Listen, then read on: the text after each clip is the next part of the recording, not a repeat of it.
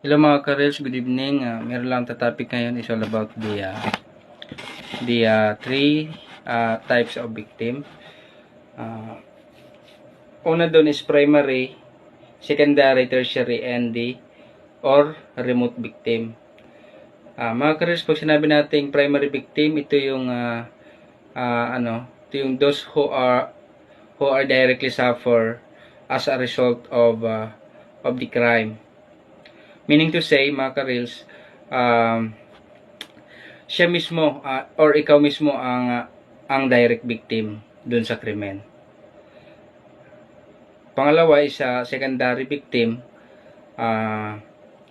those who are suffer indirectly such as the spouse, children, parents, brothers, sister, or relative of the victim.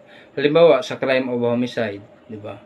Siyempre patay na yung may mga kamag-anak ka. Sila yung magiging second victim doon, yung tinatawag.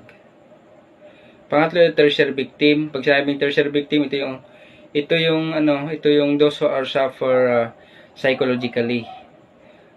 Yung mga napapanood natin, 'di ba? Kung matandaan niyo yung Marawi, yung sa Marawi dati yung barilan.